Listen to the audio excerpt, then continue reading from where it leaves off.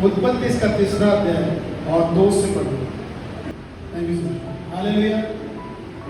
यहाँ पर एक बार फिर से हम उत्पत्ति की किताब जब हम आते हैं, हम लोग देखते हैं, हम लोग पता है कि संसार में पाप आया, बरोबर।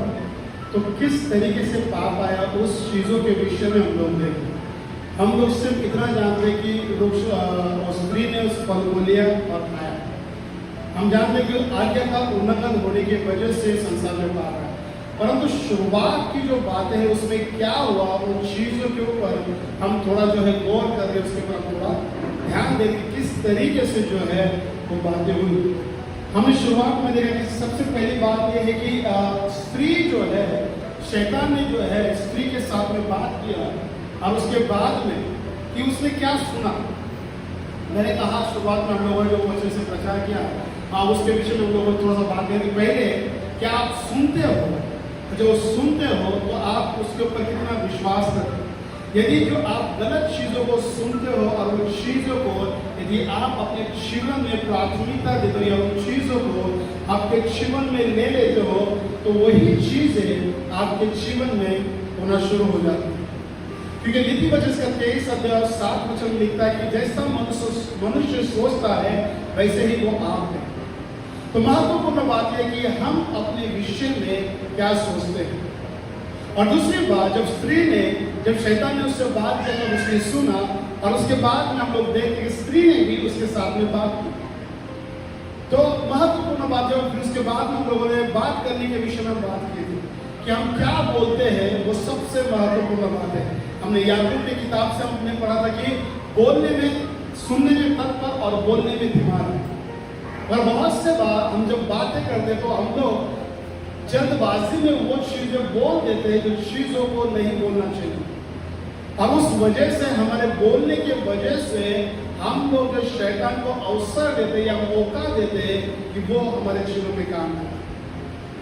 यहाँ पर हम लोगों ने देखा कि स्त्री ने जब बात किया, जब शैतान ने जब उससे बात किया, स्त्री जब उससे बात किया, तो स्त्री ने उससे कहा कि परमेश्वर ने कहा है, हमें इस तरीके से कहा है कि तुम इस सबका फल खा सकते हो, मगर उस वृक्ष के विषय में कहा है तुम तो ना उस वृक्ष का फल खाना और ना तुम उसे छूना, नहीं तो मर जाओ।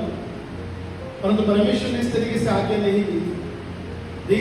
हम लोगों ने दूसरे अध्याय को पढ़ा था, और वहां पर परमेश्वर ने केवल कहा था कि यदि तुम फल खाएगा तो अवश्य तुम उसी दिन मर जाएगा। तो यहाँ पर उसने जल्दबाजी में जो चीजें नहीं कही उसने वो बोल दी, और उसके बाद में शैतान को अवसर मिला या मौका मिला उसके साथ बात करने के लिए। और उसके बाद में हम लोग देखते हैं कि शैतान ने जो है उसको एक विवश कर दिया उस फल के प्रति कि वो उसको देखे। उसने देखा, उसने बहुत से बार उस वृक्ष के फल को देखा होगा, परंतु जिस समय शैतान उसको दिखाने की कोशिश कर रहा है उस समय कुछ अलग तरीके से जो उसको उसने दिखाया। हम लोग देखते हैं सेल्समैन के बारे में, पता है सेल्समैन की तरह मालूम है, सेल्समैन मालूम है, वेरी गुड। सेल्समैन ऐसा होता है कि जो चीज मतलब काम की नहीं भी होगी तो भी वो चीजों को आपके सामने इस तरीके से प्रेजेंट करेगा, इस तरीके से आपको बताएगा कि ये बहुत अच्छी चीज है। ये कैसा है? ये बहुत अच्छी चीज है। आज मैं जब चर्च में आने से पहले इधर हमारे घर के पास में एक जो केले बेचता वो आ गया, और मेरे दीदी को बोल रहा है इतना अच्छे केले, इतने अच्छे केले कि 1 महीना भी रखोगे तो भी खराब नहीं होगा। कितना? 1 महीना भी रखोगे तो खराब नहीं होगा, 1 साल रखोगे तो भी खराब नहीं होगा। हुआ ऐसा कौन सा केला है वो 1 साल रखने के बाद में खराब नहीं होगा? क्योंकि वो अपने प्रोडक्ट जो है उसको वो बेचना चाहता है, उसके प्रति वो सामने वालों को आकर्षित करता है, और वो चाहता है कि वो उस चीज को देखे और उस चीज को जाने कि वो सच में उसके लिए बहुत उपयोगी है। उसी तरीके से शैतान ने भी जब उसको दिखाया तो उसके विषय में उसने बातें की। उसने कहा कि यदि तुम फल खाएगे तो निश्चय नहीं मरेगी, क्योंकि परमेश्वर आप जानते हैं कि जिस दिन तुम फल खाएगे तो क्या हो जाएगी, तू परमेश्वर के तुल्य हो जाएगी। किसके तुल्य? परमेश्वर के तुल्य। यानी कि उसके अंदर उसने परमेश्वर के जैसा होने के लिए उसके अंदर उस बात को बो दिया, और वो चाहता था कि वो उस बात में वो शिकंजे में आकर फंस जाए और वो गलती करे जो गलती करने के लिए परमेश्वर ने मना की था। हम लोग देखते कि उसने वही किया। उसने क्या किया? शैतान के बहकावे में आकर उसने उस फल को लिया और खाया। क्यों उसने खाया? क्योंकि वो परमेश्वर के तुल्य होना चाहती थी, परमेश्वर की समानता में होना चाहती थी, इसलिए उसने उसका फल खाया। परंतु वो इस विषय को, इस बात को भूल गए उत्पत्ति के पहले अध्याय 26 वचन को, कि परमेश्वर ने कहा कि आओ हम मनुष्य को अपने प्रतिरूप और अपनी समानता में बनाएं। पहले ही परमेश्वर ने मनुष्य को अपने प्रतिरूप और समानता में जो है परमेश्वर ने उसको बनाया है, परंतु वो उस बात से अज्ञान थे। क्योंकि उस बात की मेरे ख्याल से उसको उस बात की उसको पहचान नहीं होगी, या उसको नहीं पता होगा कि वो परमेश्वर के समान है। मुझे नहीं पता आदम ने उसको बताया या नहीं बताया, मैं नहीं जानता उस बारे में, परंतु उस बात से अज्ञान थी। उसी तरीके से शैतान भी हमारे जीवन में आकर उन्हीं चीजों के बारे में बात करता है जिस बातों से हम अनजान हैं, जिस बातों से हम अज्ञान हैं, उस बातों को लेकर ही हमारे पास में आता है और हमसे वो बातें करता है, ताकि हम उसके झूठ में या उसके जो गलत चीजों को बता रहा है उन चीजों में हम फंस जाए। शैतान विश्वासी के पास में आकर परमेश्वर के वचन के द्वारा ही बात करेगा, वो किसी और चीजों के द्वारा बात नहीं करेगा, क्योंकि वो जानता है कि यदि शैतान वो जानता है कि यदि वो बाहर की चीजों को लेकर आपसे बात करेगा तो वो जानता है कि हम विश्वासी होने के नाते, हम मसीह होने के नाते हमें पता चलेगा नहीं ये तो गलत है, ये नहीं करना चाहिए, और हम वो नहीं करेंगे। परंतु वो शैतान जो है हमेशा परमेश्वर के वचन को लेकर हमसे बात करता है। जिस तरीके से इस स्त्री के साथ में जो उसने बात की, उसने अपने मन की बातों को लेकर बात नहीं कहा। उसने कहा तो यदि फल खाएगी तो परमेश्वर के तुल्य नहीं, तेरी आंखें खुल जाएगी। उसने सच कहा कि तेरी आंखें खुल जाएगी। और 7 वचन में हम लोग पढ़ते वहां पे लिखा जब उन्होंने फल खाया तो उनकी आंखें खुल गई। हालेलुया। कौन सी आंखें खुल गई? उनकी जो शारीरिक आंखें जो थी वो खुल गई, आत्मिक आंखें जिससे परमेश्वर को वो देखते हैं, परमेश्वर के साथ में समय बिताते थे, परमेश्वर को जो जानते थे, उस क्षेत्र में वो मर गए। हालेलुया। उसने कहा कि तुम अवश्य नहीं मरोगे, सच में वो शरीर में नहीं मरे। जब उन्होंने फल खाया ऐसा नहीं दिखाई दिया गया कि वो मर गए। उसने कहा कि तुम फल खाओगे तो नहीं मरे, परंतु वो आत्मिकता में मर गए। जब बाइबल हमसे बात करती है, जब परमेश्वर का वचन हमसे बात करता है, इस बातों को हमें समझना जरूरी है कि बाइबल हमसे हमेशा आत्मिक चीजों के विषय में बात करते हैं। हमें उन चीजों को समझना है कि परमेश्वर का वचन हमसे क्या बात करता है। जैसे मैंने कहा उस स्त्री से जब शैतान ने कहा और उसने अज्ञानता में, क्योंकि उसके अंदर परमेश्वर का वचन नहीं था, इसीलिए वो उस झूठ में फंस गई। हमने एक गीत गाया आराधना में, कितने लोगों को याद हो, जीवन में मेरे आना। हम लोगों ने इस गीत को गाया, याद है? हम लोग गीत गा रहे थे जीवनाथ में आ जाएंगे। तो परमेश्वर हमारे जीवन में आना चाहता है। प्रकाश वाक्य की किताब में कहता है कि मैं द्वार के ऊपर खड़ा खटखटा रहा हूं, यदि कोई मेरी आवाज को सुने, पीछे के लोग। परमेश्वर का वचन कहता है कि मैं द्वार के ऊपर खड़ा खटखटा रहा हूं, यदि कोई मेरी आवाज को सुने तो अपने हृदय के द्वार को खोले और मैं भीतर आकर उसके साथ भोजन करूंगा और वो मेरे साथ। परमेश्वर एक्शन में कहना क्या चाहता है, किस तरीके से वो अंदर आना चाहता है। परमेश्वर जो है वो वचनों के द्वारा हमारे हृदय में, हमारे जीवन में आने की वो इच्छा रखता है। क्योंकि वचन जो है यूहन्ना से पहले वचन में लिखा है कि आदि में वचन था, वचन परमेश्वर के साथ था और वचन परमेश्वर था। यानी परमेश्वर जो है वचन है, और जब हम परमेश्वर के वचन को अपने जीवन में प्राथमिकता देते हैं, जब परमेश्वर के वचन को अपने हृदय में लेते हैं, इसका मतलब यह है कि हम प्रभु यीशु मसीह को अपने जीवन में आमंत्रित कर रहे हैं, या प्रभु यीशु मसीह हमारे जीवन में आ रहा है। हालेलुया। और जब परमेश्वर हमारे अंदर, यानी कि परमेश्वर का वचन यदि हमारे अंदर है, तो हम कभी भी अज्ञान नहीं रह सकते, क्योंकि परमेश्वर का वचन हमसे बात करता है। परमेश्वर का वचन हमें बताता है कि क्या सही है और क्या गलत है। जैसे हम देखते हैं प्रभु यीशु मसीह की परीक्षा हुई, प्रभु यीशु मसीह की परीक्षा हुई और हम देखते हैं कि 40 दिन और 40 रात जब वो निहार रहे कि वो भूखा था और परखने वाले ने आकर उसको परखा। मत्ती इसके 4 अध्याय जब पढ़ते तो वहां पर बातें होती हैं। तो यहाँ पर मैं उस बात को बोलने से पहले मैं यहाँ पर जो उत्पत्ति की जो किताब है उसके थोड़ा सा बात करूंगा।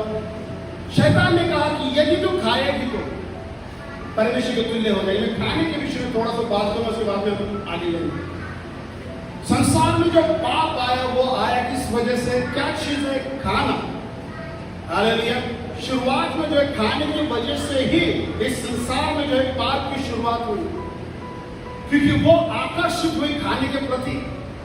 और वही चीज है, शैतान जो है एक बार फिर से प्रभु यीशु मसीह के पास में आकर प्रभु यीशु मसीह को भी खाने के द्वारा जो है टेम्पटेट कर रहा था या परीक्षा में ला रहा था। और वो चाहता था कि प्रभु यीशु मसीह भी जिस प्रकार से पहला आदम जो है, जो पहला मनुष्य जो है, वो खाने के लिए जो है खाने के द्वारा जो पाप में गिरा, उसी तरीके से ये जो प्रभु यीशु मसीह जिसे हम दूसरा आदम कहते हैं, वो भी पाप में गिरे, उसको यही लगा। और इसलिए वो आकर प्रभु यीशु मसीह के सामने जब वो आया तो उसने जब परीक्षा ली, तो सबसे पहली परीक्षा उसने क्या ली? उसने कहा यदि तू परमेश्वर का पुत्र है तो इस पत्थर को रोटी बनने के लिए कहता हूं, तेरे लिए हो गया। हालेलुया। एक बार फिर से हम देखें कि उत्पत्ति के 3 अध्याय में जो बात हुई है, वही बात हम लोग देखते हैं नए नियम की पहली किताब मत्ती इसके 4 अध्याय में। वही चीजों को शैतान जो है प्रभु यीशु मसीह के पास में लेके आ और उससे कहता है यदि तो परमेश्वर का पुत्र है तो इससे रोटी बनने के लिए। और प्रभु यीशु मसीह अज्ञान नहीं, प्रभु यीशु मसीह के पास ज्ञान है। प्रभु यीशु मसीह जानते हैं कि परमेश्वर के वचन में क्या लिखा, परमेश्वर ने क्या कहा है, उन चीजों को प्रभु यीशु मसीह जानते हैं। इसलिए प्रभु यीशु मसीह शैतान के झूठ में नहीं आए। हवा आई क्योंकि वो अज्ञान थी। मुझे नहीं पता वो अज्ञान थी कि अज्ञानता का वो नाटक कर दिया या क्या कर रही थी, मुझे नहीं पता। मगर वहां पर अज्ञानता के बारे में हम लोग देखते हैं। इसलिए प्रभु का वचन कहता है कि बिना ज्ञान के लिए लोग जो है वो नाश हो रहे हैं। तो महत्वपूर्ण बात यह है कि हमें परमेश्वर के वचन का ज्ञान होना जरूरी है। ज्ञान इसका मतलब यह है कि हमें परमेश्वर के वचन को पढ़ना जरूरी है, ताकि हमें समझ में आना चाहिए कि परमेश्वर का वचन हमसे क्या बात करता है, परमेश्वर के वचन में क्या लिखा है और परमेश्वर किस विषय में बात करता है। हमें उन सारी चीजों को समझ में आना जरूरी है। यदि हम परमेश्वर के वचन को नहीं पढ़ते, यदि परमेश्वर के वचन का ज्ञान नहीं रखते हैं, तो कभी भी शैतान आकर हमें जो है वो भरमा सकता है या हमें भटका सकता है। जिस प्रकार प्रभु यीशु मसीह ने कहा कि अंतिम समय के विषय में मत्ती 24 अध्याय में कि हो सके तो जो विश्वासी है उसका भी वो भी विश्वास से हट जाएंगे। कौन से विश्वासी के बारे में प्रभु यीशु मसीह बात कर रहे थे? प्रभु यीशु मसीह उन विश्वासियों के बारे में बात नहीं कर रहे हैं जो परमेश्वर के वचन का ज्ञान रखते हैं, जो परमेश्वर के वचन में बने हुए हैं, जो परमेश्वर के साथ में है, जो परमेश्वर का वचन उनके अंदर है। उस विश्वासी के बारे में परमेश्वर बात नहीं कर रहे हैं, परंतु प्रभु यीशु मसीह उस विश्वासी के विषय में बात कर रहे हैं कि वो नाम का विश्वासी तो है, कलीसिया में तो आता है, हर रविवार को आता है, हर सभाओं में आता है, हर प्रार्थनाओं में आता है, परंतु वो वचन को अपने जीवन में प्राथमिकता नहीं देता है, वो वचन को अपने जीवन में नहीं लेता है, वो वचन को नहीं पढ़ता है। और इसीलिए वो व्यक्ति, वो विश्वासी जो है विश्वास से हट सकता है।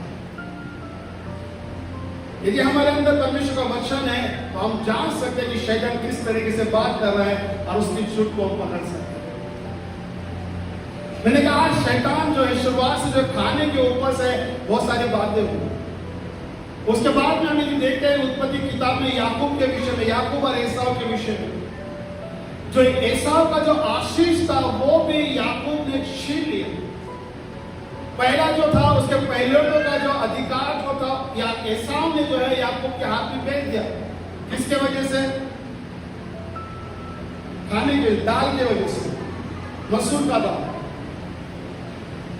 मैं जब चर्च से आया अपना कोपर खेलने से, मेरे बीवी से पूछा कुछ खाने के लिए, उसने बोला नहीं मैं बनाती हूँ। मैंने इसको पूछा क्या बनाती हूँ? उसने बोला मैं मसूर का दाल बनाती हूँ। बोला मुझे नहीं चाहिए। हालेलुया। मैं मेरा अधिकार उसको बेचने रहा था, मगर मुझे याद है मैं मसूर का दाल नहीं खाना। हालेलुया। आ सकते हैं प्रॉब्लम में ऐसे बोलते मुझे खाना नहीं था मसूर का। तो उसने अपना अधिकार जो है मसूर की दाल के लिए जो है अपने पहले का अधिकार बेच दिया। और उस वजह से उसने क्या गवाया? वो सारी आशीषें जो आज याकूब के पास है, वो सारे आशीषों का जो हकदार जो था वो एसाव था, परंतु उसने अपने अधिकार को तुच्छ जाना, इसीलिए वो आशीष जो एसाव की जो थी वो सारी आशीषें जो है वो याकूब के पास आ गई। पहला उसने पहले का भेज दिया, इसीलिए याकूब का जो एक इसहाक जो था, इसहाक ने भी आशीष जो है अपने पहलौठे बेटे को ही दी। और वो पहलौठा कौन था? वास्तविकता में यदि देखा जाए तो एसाव था, मगर आत्मिकता में जब उसने अधिकार को बेच दिया तो याकूब जब पहलौठा बन गया था, इसीलिए वो सारे आशीष याकूब तक पहुंच गए। मैंने कहा खाने के विषय में, हालेलुया। तो खाना जो है वो चीजें अच्छी है, परंतु बहुत सारी चीजें हमें जो है गुमराह भी कर सके, इस बातों के ऊपर हमें ध्यान रखना चाहिए। हालेलुया। वैसे 3-4 उदाहरण जो है बाइबल में खाने के विषय में किस तरीके से वो खाने की वजह से उन्होंने अपने आशीषों को करवाया, ठीक है। और उसके बाद में शैतान ने उससे कहा, 6 वचन में यदि पढ़ते हैं तो वचन कहता है कि फिर उस स्त्री ने देखा, क्या किया? उस स्त्री ने देखा, क्या किया? क्या किया? बोलो क्या किया? थोड़ा जोर से, क्या किया? क्या क्या देखा? फल को देखा। उसने फल को देखा, और जब उसने फल को देखा तो वो आकर्षित था। हालेलुया। आज की शाम में आप लोगों को उत्साहित करेगा। आज की शाम मैं आपको बताना चाहता हूं कि हम लोग आज क्या देख रहे हैं। हम जो देख रहे हैं उसके ऊपर हमें समझ होनी चाहिए। हालेलुया। आज हमारे जीवन में यदि समस्या है, यदि प्रॉब्लम है, हमारे जीवन में कष्ट है, तो बहुत से बार वो समस्या है, वो कष्ट, वो तकलीफों को हम देखते हैं, ना कि हम उन चीजों को देखते हैं जो परमेश्वर चाहता है कि हम उसे देखें। परमेश्वर चाहता है कि हम परमेश्वर की ओर देखें, ताकि परमेश्वर हमारे जीवन में जो मार्ग बनाए। परंतु यदि हम परमेश्वर की ओर नहीं देखते, यदि हम समस्या की ओर ध्यान देते हैं, तो वो समस्या हमारे जीवन के ऊपर अपने अधिकार को देती है। वो समस्या जो है हमारे ऊपर जो प्रभाव करती है या हमारे ऊपर प्रभुता करती है, और हम उसके नीचे दबे चले जाते हैं। इसलिए परमेश्वर का जो दास है या जो अपना दाऊद कहता कि मैं अपनी आंखें उस पर्वत की ओर लगाता, क्योंकि मैं जानता हूं कि मेरी सहायता, मेरी मदद जो है वहीं से आती है। आज की शाम हम अपने जीवन में जब समस्या आती है, हमारे जीवन में जब तकलीफें आ रहे हैं, हमारे जीवन में जब प्रॉब्लम आ रहे हैं, हम किसकी ओर ध्यान देते हैं?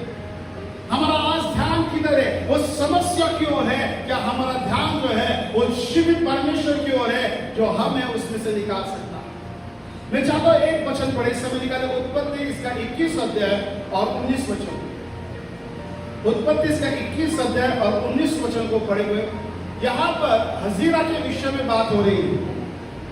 हगारा या हजीरा, उसके विषय में बात हो रही, जो अब्राहम की दासी थी, और उसके बाद में उसके पत्नी के कहने के द्वारा जो उसको और उसके बेटे को जो घर से निकाल दिया गया। ठीक है, उसके विषय में हम बात करेंगे। पढ़ो जिसको मिला। उत्पत्ति इसका 21 अध्याय और 19 वचन।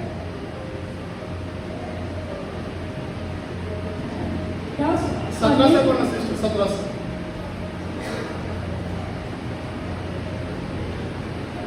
परमेश्वर ने उस लड़के की सुनी और उसके दूत ने स्वर्ग से हाजिरा को पुकार कर कहा, हे हाजिरा, तुझे क्या हुआ? मत डर, क्योंकि जहाँ तेरा लड़का है वहाँ से उसकी आवाज परमेश्वर को सुन पड़ती है। उठ, अपने लड़के को उठा और अपने हाथ से संभाल, क्योंकि मैं उसके द्वारा एक बड़ी जाति बनाऊंगा। तब परमेश्वर ने उसकी आंखें खोल दी और उसको एक कुआं दिखाई पड़ा। तब उसने जाकर थैली को जल से भरकर लड़के को पिलाया। ओके, 15 वचन पढ़ना सीखो। 15 उसका ही। जब थैली का जल समाप्त हो गया तब उसने लड़के को एक झाड़ी के नीचे छोड़ दिया और आप उससे तीर भर के टप्पे पर दूर जाकर उसके सामने यह सोचकर बैठ गई, मुझको लड़के की मृत्यु देखनी न पड़े। Okay, thank you. यहाँ पर 15 वचन से जब हम पढ़ रहे हैं तो यहाँ पर एक हजीरा के विषय में और उसके पुत्र इस्माइल के विषय में बात हो रही है। हालेलुया। अभी जब इस्माइल जो है, यहाँ पर ध्यान से सुनो, मैं चाहता हूँ सबका ध्यान भी करो। हालेलुया।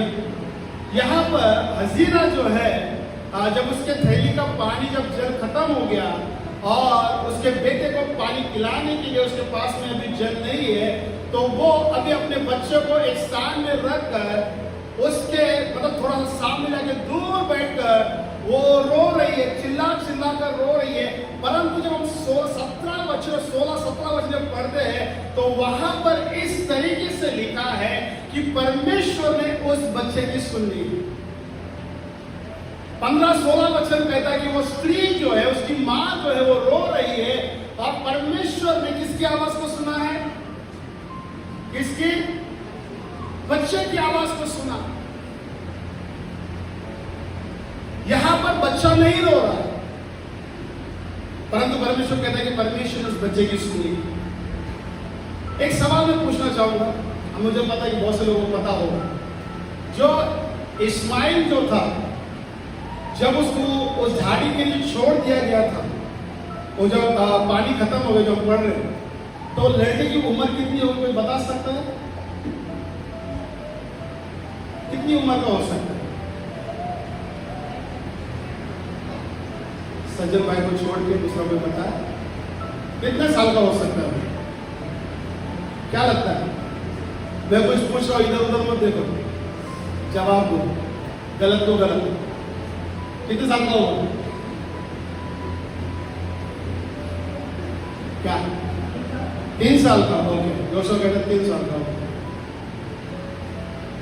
और कोई?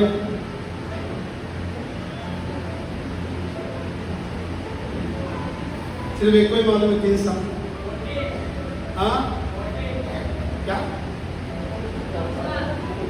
14। वेरी गुड, 14 साल। हालेलुया।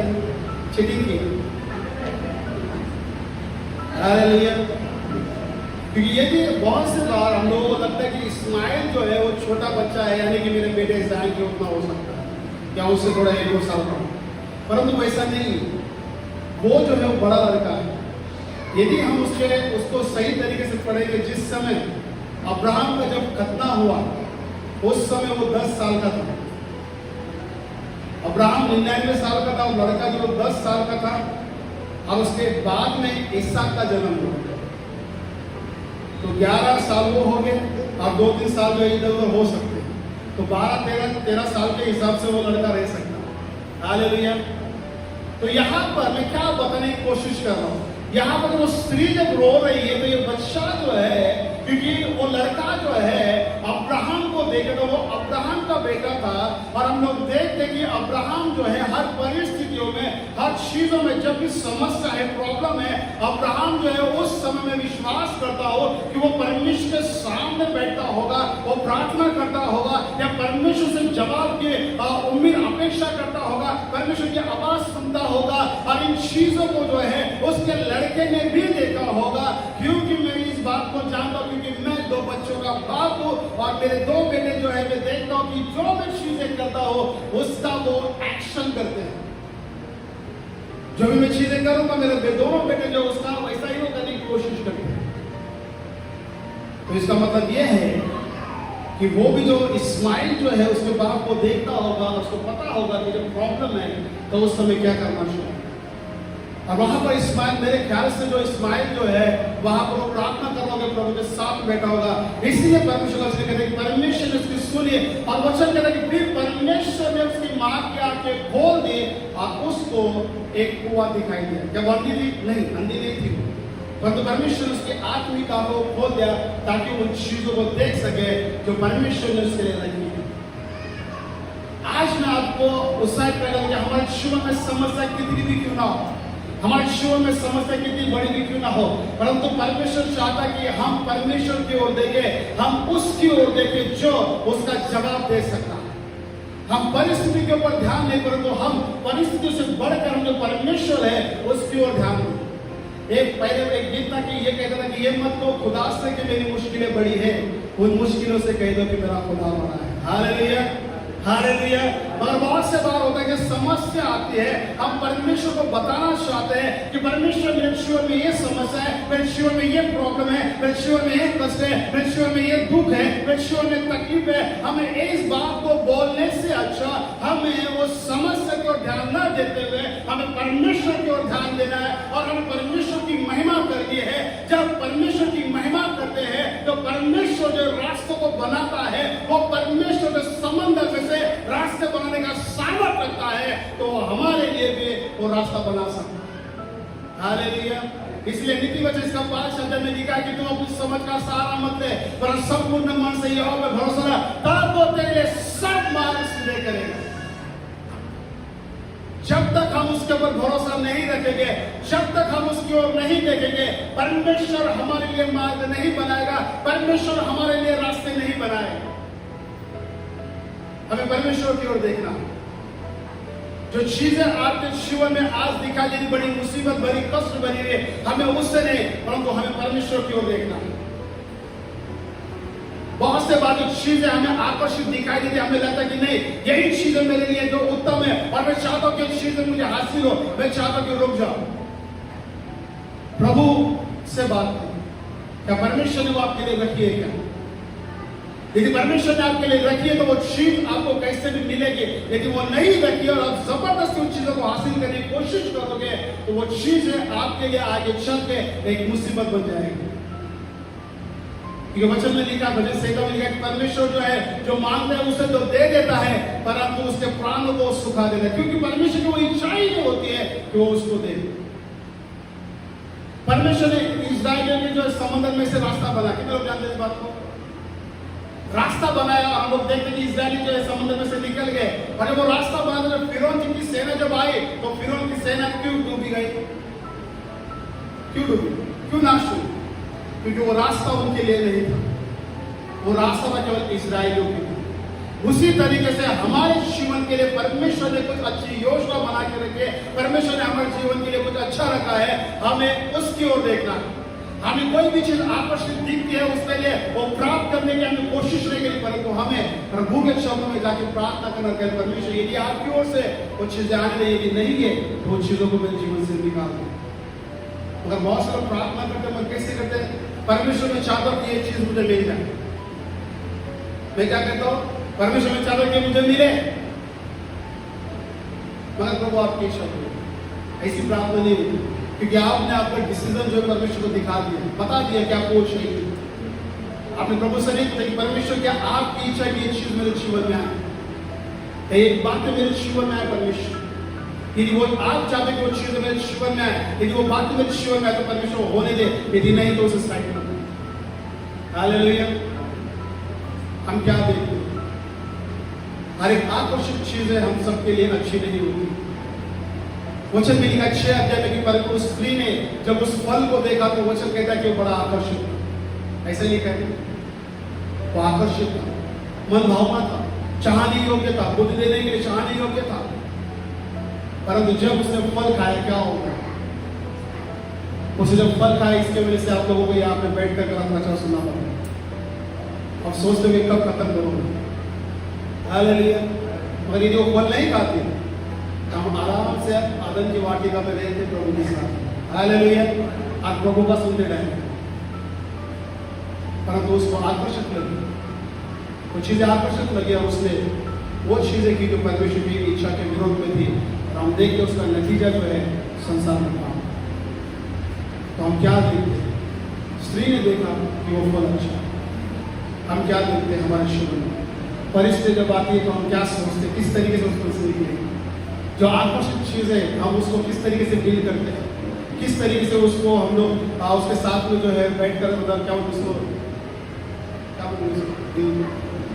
व्यवहार करते हैं, कि हम क्या करें उसके साथ, क्या हम लोगों के साथ में बैठ के बात करते हैं उस चीज़ों को, क्या हम खुद अपने निर्णय लेते हैं।